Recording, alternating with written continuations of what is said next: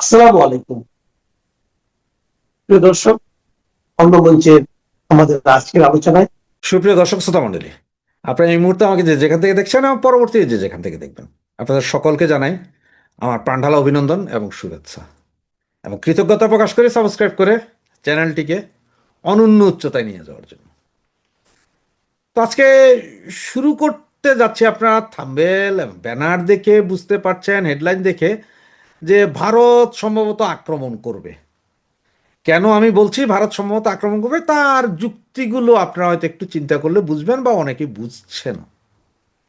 তো তার আগে জানাই, আজকে সম্ভবত নোয়াখালীতে কিছুক্ষণ আগে একজন স্বতন্ত্র এমপি পদপ্রার্থীকে গুলি করে উপরের দিকে পাঠিয়ে দিয়েছে বা আহত হয়ে আছে, এখনো মরে নাই, এরকম অবস্থা। তো এদিকে আবার আমাদের স্বরাষ্ট্রমন্ত্রী সাহেব উনি বললেন যে পর্যাপ্ত পরিমাণ বিজেপি বর্ডারে আছে, 8 কিলোমিটারের ভেতরে যেহেতু সেনাবাহিনী ঢোকে না, এটা আন্তর্জাতিক নিয়ম আছে, তারপরও এখন আমরা তড়িৎ গতিতে সেনাবাহিনী সেখানে ঢুকানো হবে।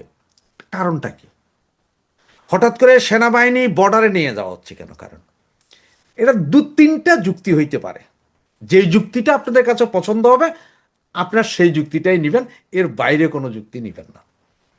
আমার প্রথম যুক্তি যেটা, সেটা হচ্ছে যে হয়তো বাংলাদেশ সরকার বা বাংলাদেশের যে আছে কি বলে গোয়েন্দা সংস্থা আছে, তাদের কাছে খবর আছে যে বাংলাদেশের মধ্যে 48 ঘন্টার ভিতরে সার্জিক্যাল স্ট্রাইক চালাতে পারে ইন্ডিয়া। তার কারণ 1300-র উপরে পাকিস্তান আইএসআইয়ের জঙ্গি সদস্য বর্তমানে বাংলাদেশ ভারত বর্ডার এরিয়াতে আছে। এছাড়া আছে তুর্কির লোকজন, তাও টেরোরিস্ট গ্রুপ, তুর্কির যে টেরোরিস্ট গ্রুপ আছে, ইসলামিক টেরোরিস্ট গ্রুপ, এরা আছে, পাকিস্তানের আছে। এরা সব বিভিন্নভাবে বাংলাদেশে এসেছে, পর্যাপ্ত পরিমাণ অস্ত্রশস্ত্র আছে। এবং পাকিস্তানের আইএসআইয়ের প্রায় 600 সদস্যকে বাংলাদেশে রেখে বাংলাদেশেরও প্রায় 20,000 ছেলে পেলেকে অস্ত্র প্রশিক্ষণ, গ্যারেলিয়া ট্রেনিং দিয়েছে গত 7 মাস। এরা সব অলরেডি বর্ডার অঞ্চলে চলে গেছে। এখন এরা কি নির্বাচনের আগে কি এরা কি বর্ডার ক্রস করে কোনো অঘটন ঘটানোর সম্ভাবনা আছে? না অন্য কি? দ্বিতীয়ত, বাংলাদেশ সেনাবাহিনী, আপনারা জানেন যে ওরা একটা অনুমতি চাইছিল যে যে কোনো কেন্দ্রে ওরা যে কোনো মুহূর্তে ঢুকতে পারে, মানে কোনো প্রিসাইডিং অফিসারের সাথে কথা বলার দরকার নেই, সরাসরি ঢুকবে তারা। এবং এটা যদি ঢুকে তাইলে এই যে তত্ত্বাবধায়ক যেটা আছে আর কি, ইন্টারিম, শুধু ইউনিসের যে ইন্টারিম, এরা হয়তো তাদের যে মেটিকুলাস ডিজাইন করে কাউকে আনবে সেটা হতে পারবে না, এত অন্য কিছু ঘটে যেতে পারে। এই কারণে হয়তো সেনাবাহিনীকে ইলেকশন নিরাপত্তার দায়িত্ব থেকে সরিয়ে, যে বর্ডারে যুদ্ধ চলতেছে, আগে দেশ বাঁচান পরে ইলেকশন বাঁচান বইলা বর্ডারের দিকে পাঠিয়ে দিবে, পাঠিয়ে দিয়া এইখানে ওনাদের মতো করবে। থার্ড যে যুক্তিটা, সেইটা হচ্ছে যে এই মুহূর্তে বর্ডারে গন্ডগোল চলতেছে, চলবে চলবে, এইটা কইরা সেনাবাহিনী ওইদিকে যাক এবং দেশের পাবলিককে বুঝাইতে পারবে যে দেখেন এখন তো দেশ যুদ্ধ অবস্থায়, যুদ্ধ অবস্থায় যখন দেশ, তখন এই নির্বাচনের দরকার নেই, যেমনি আছে অমনে থাক, আগে দেশ শান্তি হোক পরে যায় নির্বাচন। কারণ যুদ্ধের ভিতরে তো নির্বাচন হয় না, পৃথিবীর কোনো দেশে যুদ্ধের ভিতরে নির্বাচন হয় না। সেইটা করার জন্য নাকি ওনারাই নিজেরা এই জঙ্গিবাদী কিছু লোকজন যায় ইন্ডিয়ার বর্ডারে আক্রমণ করবে, এরপরে ইন্ডিয়ার সার্জিক্যাল স্ট্রাইক করবে। এই তিনটা যুক্তির যে কোনো একটা হতে পারে, এবং কোনটা হবে সেটা হচ্ছে আপনি একটু চিন্তা করেন, কোনটা আপনি একটু মিলাইলে হয়তো বুঝতে পারবেন। এই যে ধরেন গত 3 দিন যাবৎ একটা হইচই চলছে না, যমুনা ঘেরাও, কারা? সাদি হত্যার বিচার আলারা, ওই যে সওয়া মোয়া ছিঁড়া দুমা হাদি, হের বিচারের এখনই ফাঁসি দিতে হবে। এরপরে আবার ওই যে আপনার বিভিন্ন কর্মজীবী যারা আছে, পে স্কেলের দাবিতে আন্দোলন, পে স্কেলের দাবির আন্দোলনের যেই লোকগুলো ছিল সব কিন্তু জামাতে, জামাতে কিন্তু এটাকে প্রোভাইড করে আনছে। হাদির বিচার চাই, এটাও জামাতে আনছে, সবগুলো জামাতে আনতেছে। তাই না? প্রি প্ল্যান, যে মানে এইভাবে অস্থিতিশীল করো। আজকে হয়তো কিছুক্ষণ পরেই জানবো হয়তো আপনারা, যে এই লোকটার কথা বললাম নোয়াখালী বা ফেনীতে মারা গেছে, আমার সঠিক খেয়াল নাই, প্রার্থী গুলি করে দিছে, তারেও জামাতে করছে।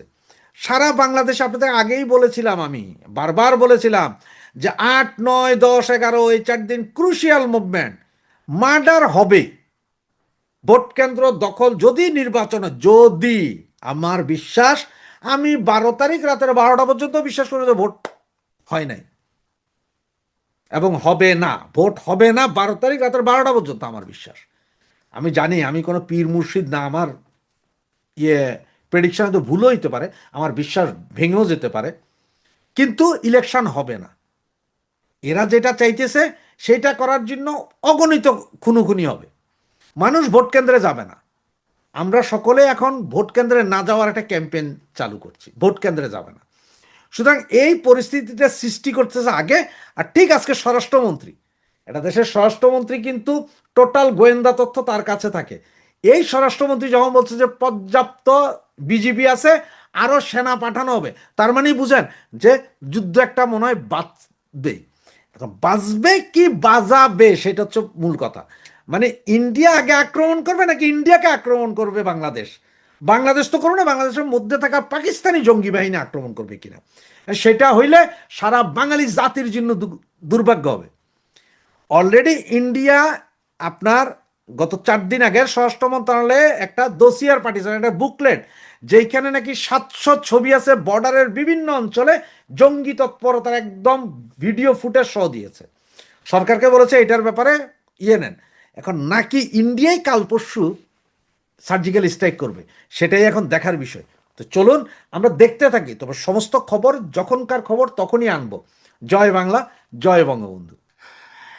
একটা ঘটনা এমন ঘটেছে গতকাল 7 ফেব্রুয়ারিতে, যেটা সরাসরি বাংলাদেশের সঙ্গে যুক্ত নয় ঠিকই, মানে এটা বাংলাদেশের সাথে সরাসরি প্রত্যক্ষভাবে যুক্ত নয়, কিন্তু পরোক্ষভাবে এর একটা বিরাট প্রভাব বাংলাদেশের উপর এসে পড়তে চলেছে।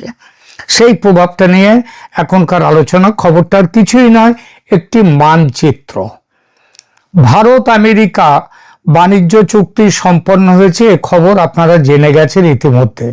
কিন্তু এই বাণিজ্য চুক্তির পর আমেরিকার বাণিজ্য প্রতিনিধি দপ্তর ভারত মার্কিন অন্তর্বর্তী বাণিজ্য চুক্তির ঘোষণা দিতে গিয়ে ভারতের যে অফিসিয়াল মানচিত্র প্রকাশ করেছে, সেখানে পুরো জম্মু কাশ্মীর, গিলগিট বালতিস্তান, তথাকথিত পাক অধিকৃত কাশ্মীর, যাকে পাকিস্তান আজাদ কাশ্মীর বলে, এবং চীনের দখলে থাকা আকসাই চীন, এই সব কিছু যেটা ভারতের সাধারণ মানচিত্রে থাকে, সেটা আমেরিকা সেই মানচিত্রটা পুরোপুরি সেটা প্রকাশ করে দিয়েছে তাদের দপ্তর থেকে।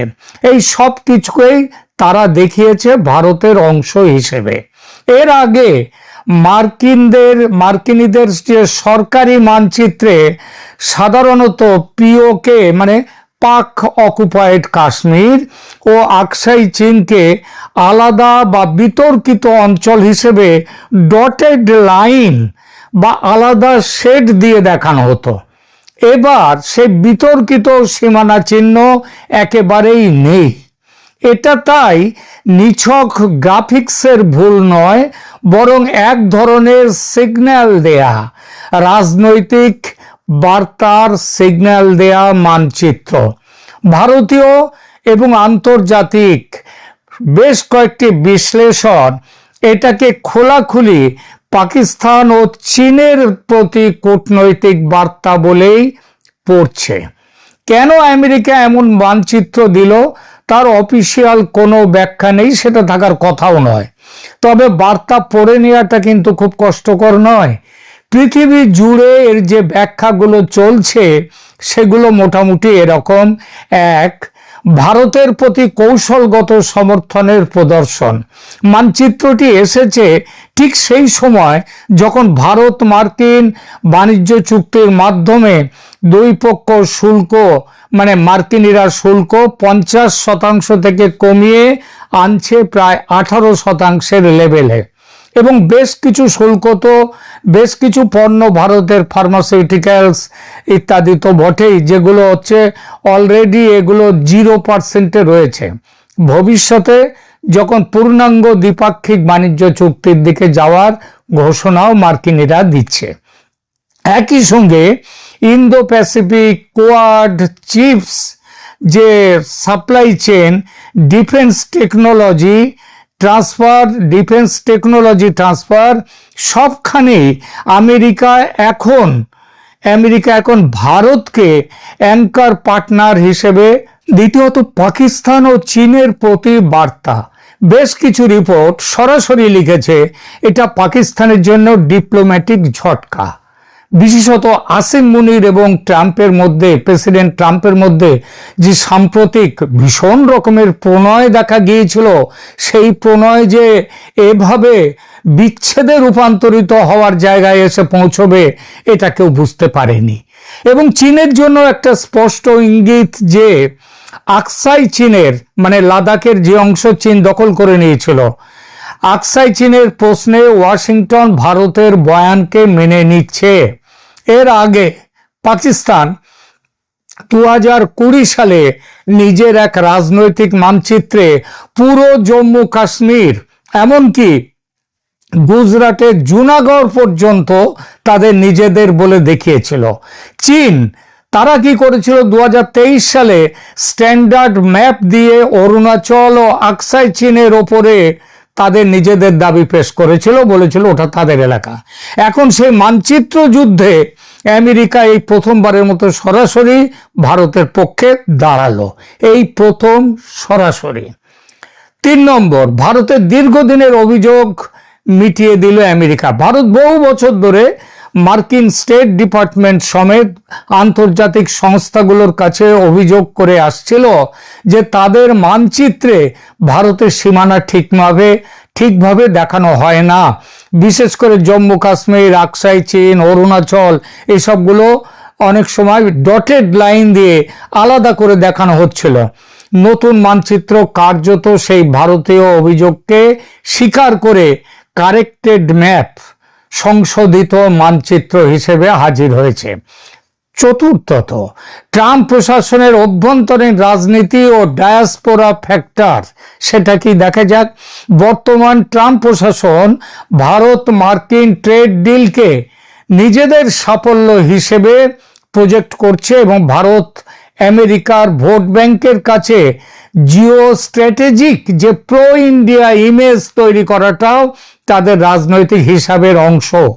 এই ধরনের মানচিত্র diaspora sentiment, Hindu nationalist segment এবং ভারতীয় মেইন স্ট্রিম মিডিয়ায় খুব পজিটিভ একটা রিসেপশন তৈরি করে, যা অভ্যন্তরীণ রাজনৈতিক লাভও এনে দেয়। যদিও এটা সোর্স হিসেবে লেখা নয়, তাহলেও এটা সামঞ্জস্যপূর্ণ একটা বিশ্লেষণ। পাকিস্তানের উপরে এই ঘটনার তাৎক্ষণিক প্রভাব পড়বে। কাশ্মীর ইস্যুতে পাকিস্তানের কূটনৈতিক বিচ্ছিন্নতা আরও বাড়বে। পাকিস্তানের দীর্ঘদিনের কৌশল ছিল ওয়াশিংটন, লন্ডন, ব্রাসেলস সমেত পশ্চিমের রাজধানীগুলোতে কাশ্মীর ইস্যুর আন্তর্জাতিকীকরণ করে দেয়া। এখন সবচেয়ে প্রভাবশালী পশ্চিমের শক্তি আমেরিকা যখন অফিসিয়াল মানচিত্রে পাক অধিকৃত কাশ্মীরকে ভারতের অংশ ধরে নেয়, গিলগিট বালতিস্তানকে যেগুলোকে ওই চীনের কাছে দেওয়ার জন্য সব করে দিয়েছিল এবং যেগুলো এখন পাকিস্তান, যার ওপর দিয়ে ওই BRI আসছে, বর্ডার রোড ইনিশিয়েটিভ যেখান দিয়ে আসছে, তো এইগুলো এই কূটনৈতিক বয়ানে নৈতিক ও ইমেজ বেসড ওজন যেটা ছিল চীনের পক্ষে, পাকিস্তানের পক্ষে, সেটা মারাত্মকভাবে এখন কমে যাবে। বাংলাদেশ, গালফ, দক্ষিণ পূর্ব এশিয়ার মতো মুসলিম বহুল বা ডেভেলপিং দেশগুলোর কাছে পাকিস্তান যখন কাশ্মীর ইস্যুতে সমর্থন চাইবে, তখন তারা সহজেই বলতে পারবে বড় শক্তিগুলো তো এখন ভারতের মানচিত্রের সঙ্গে তাল মিলিয়ে চলছে, তাহলে তোমরা কেন এসব বলছো। দ্বিতীয়, এছাড়া ইসলামাবাদ ওয়াশিংটন সম্পর্কের যে ট্রাস্ট ডেফিসিট বা সম্পর্কের অবনতি আরো গভীর হয়ে গেল। পাকিস্তান এখন international monetary fund, world bank, Gulf donors তাদের সবার সহায়তার উপরে ভীষণ নির্ভরশীল। ঐতিহ্যগতভাবে এসব ফোরামে আমেরিকার প্রভাব অনেক। এমন অবস্থায় মানচিত্রের ধাক্কা পাকিস্তানের রাজনৈতিক এলিটের মধ্যে আমেরিকা আর আমাদের কোনো কথাই শুনছে না, এই বোধকে আরো শক্তিশালী করবে, তাকে আরো বেশি করে হয়তো চীনের দিকে ঝুঁকে ঠেলে দিতে পারে। তবে বাস্তব দিক থেকে দেখলে পাকিস্তানের পক্ষে ওই আমেরিকার সঙ্গে ব্রেকআপ করা সম্ভব নয়। চীন পাকিস্তান কোলাবোরেশন আরো ঘনিষ্ঠ হওয়ার ঝোঁক আসতে পারে, যেহেতু একই মানচিত্রে পিওকের সঙ্গে আকসাই চীন ও ভারতের অংশ হিসেবে দেখানো হয়েছে। তাই ইসলামাবাদ ও বেইজিং এর কমন একটা আক্ষেপ বা কি বলবো অভিযোগ, গ্রিভেন্স তৈরি হবে। উভয়ই একে নিজেদের আঞ্চলিক স্বার্থের বিরুদ্ধে মার্কিন অবস্থান বলে তুলে ধরবে। দেখুন, China Pakistan economic corridor CPEC, Gilgit Baltistan, Karakoram corridor সব কিছুর ওপরে আমেরিকার এই মানচিত্র অভিঘাত আসবে। প্রতিক্রিয়ার আকারে কিছু কড়া বিবৃতি দেওয়া ছাড়া তাদের আর কিছু করবার ক্ষমতা নেই। এবার দেখি বাংলাদেশের ওপর এর কি সম্ভাব্য প্রভাব। এক কথায় এই প্রভাব বিশেষ করে বাংলাদেশের বর্তমান শাসকদের জন্য মারাত্মক। বাংলাদেশের জন্য এটা সরাসরি মানচিত্র সংক্রান্ত কোনো সার্বভৌম ইস্যু নয়, কিন্তু আঞ্চলিক ক্ষমতার ভারসাম্য, কূটনৈতিক স্পেস আর তাদের যে অভ্যন্তরীণ রাজনীতি, ডোমেস্টিক পলিটিক্স, এই তিনটে জায়গাতেই এই মানচিত্রের প্রভাব, ভারত আমেরিকা এই যে কাছাকাছি হওয়ার প্রভাব ভয়ঙ্কর রকমের গুরুত্বপূর্ণ। ভারত মার্কিন জোট আরো মজবুত হওয়া মানে ভারতের আঞ্চলিক লিভারেজ বেড়ে যাওয়া। আমেরিকা যখন প্রকাশ্যেই ভারতের সবচেয়ে স্পর্শকাতর ন্যারেটিভ অর্থাৎ ওই মানচিত্র, দেশের মানচিত্র, তার সঙ্গে নিজেকে অ্যালাইন করতে শুরু করে, তখন দক্ষিণ এশিয়ায় ভারতের big brother plus global partner আমেরিকার এই দুই ইমেজ আরো জোরালো হয়ে ওঠে। ওই বাংলাদেশের ছেলে ছোকরারা, ওই মাহফুজ আলমরা, এরা ওই পশ্চিমবঙ্গ, বিহার, ঝাড়খণ্ড, ওদিকে 7টা রাজ্য, 7 সিস্টার্সকে নিয়ে নিজেদের মানচিত্রে নিয়ে একটা বই করেছিল না, মানচিত্র করেছিল। সেই সবগুলো আবার আমাদের ইউনুস মিয়া সেইগুলো দিয়ে দিয়েছিলেন পাকিস্তানের যারা ওখানে এসছিলেন, সেনা প্রধানরা যারা এসছিলেন তাদেরকে দিয়েছিলেন। তার কি ফলটা হলো? এইবার দেখা গেল এইগুলো আর করার ক্ষমতা কেন মানে চিন্তার মধ্যে আনতে পারবে না।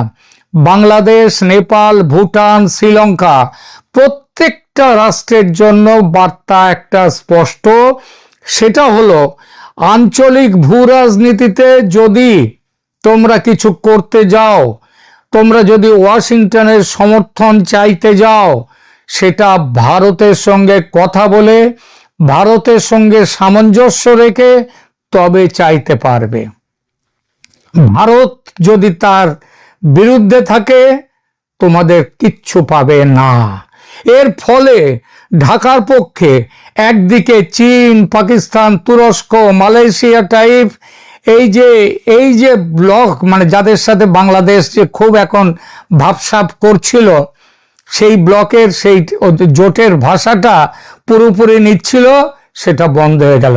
আর একদিকে এবার ভারতের সঙ্গে ঘনিষ্ঠ সম্পর্ক ও নিরাপত্তা যোগাযোগ এটা চালিয়ে যাওয়া ছাড়া বাংলাদেশের আর কোনো উপায় নেই।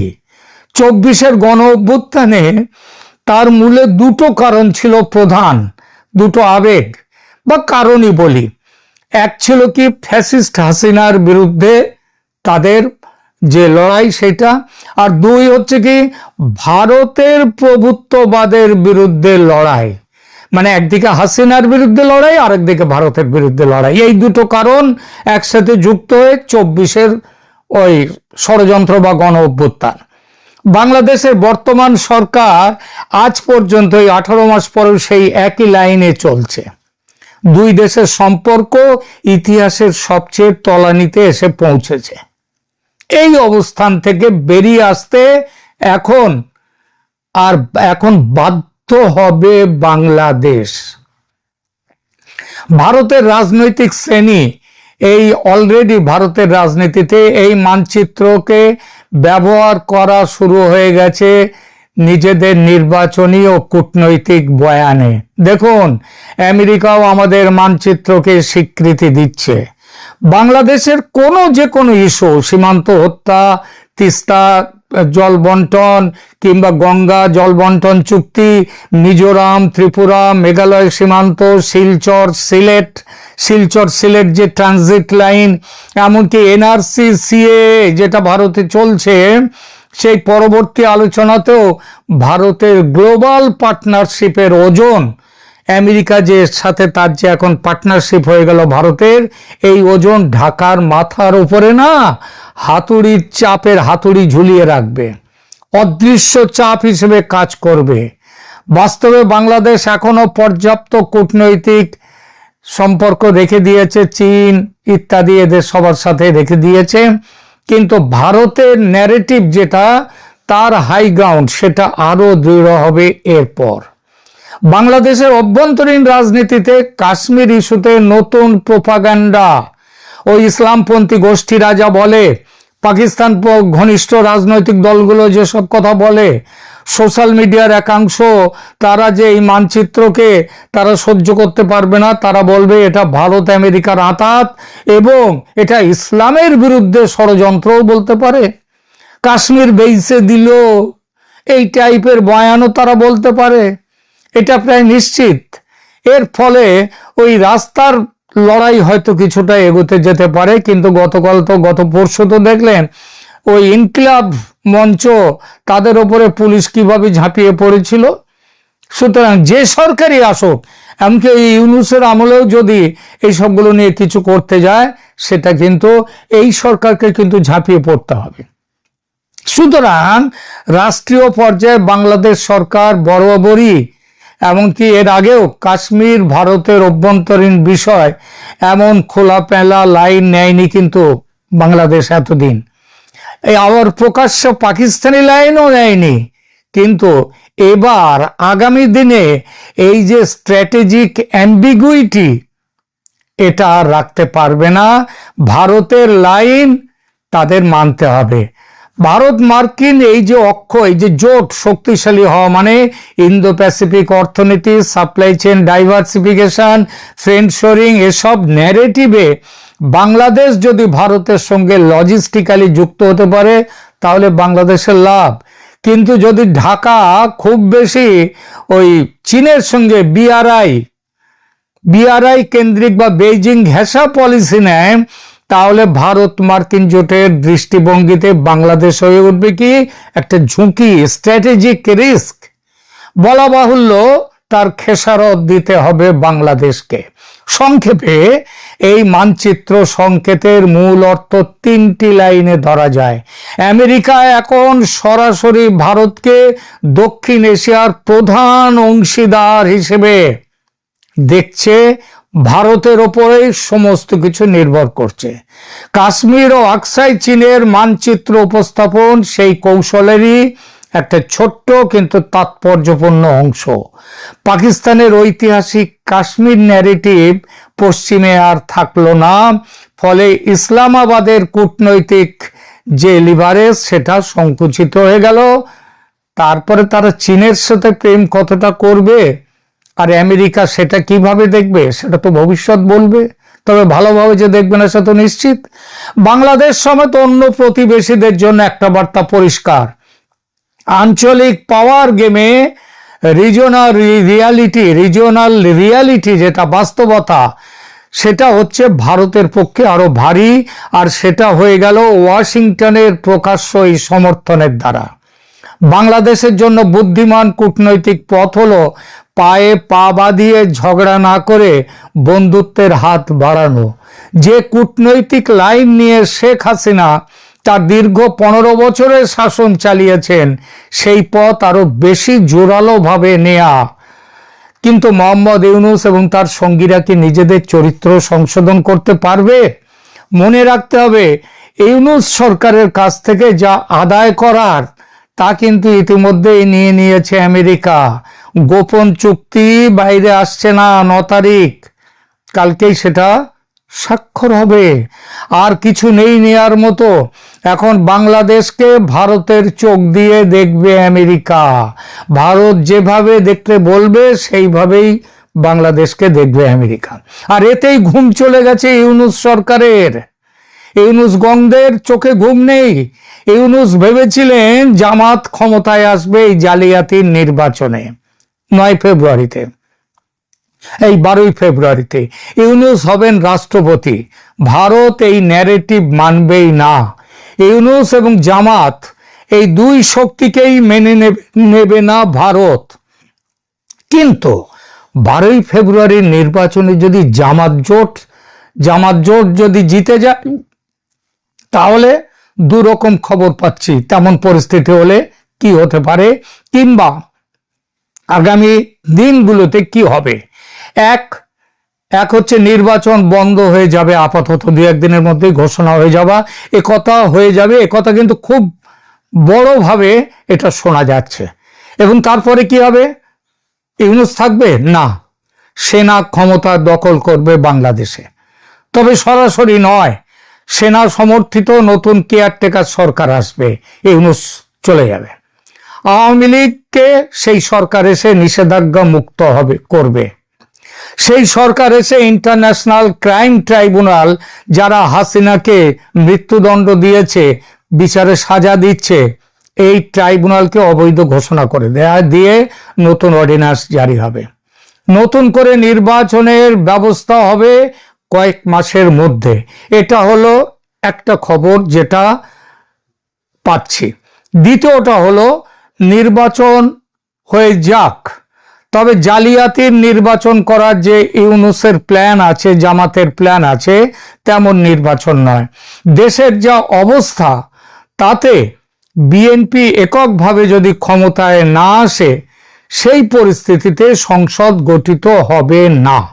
কারণ বিএনপি জামাতের সাথে জোট বাঁধবে না, এটা পরিষ্কার। সেনা এই ক্ষেত্রেও ইউনূস সরকার ভেঙে নতুন সরকার, কেয়ারটেকার সরকার নিয়ে আসবে। এই দুটো সম্ভাবনায় ইউনূস গংদের ঘুম কেড়ে নিয়েছে, জিনা হারাম করে দিয়েছে। রাজনীতির বাঁক বড়ই অনিশ্চিত। কে ভাবতে পেরেছিল আসিম মুনিরের পাকিস্তানকে এভাবে পথে বসাবেন ট্রাম্প সাহেব এত তাড়াতাড়ি? কেউ ভাবতে পারেনি, কিন্তু তাই ঘটেছে। বাংলাদেশেও আগামী দিনে এমন কিছু ঘটতে চলেছে যা কেউ ভাবেনি, কিন্তু ঘটবে।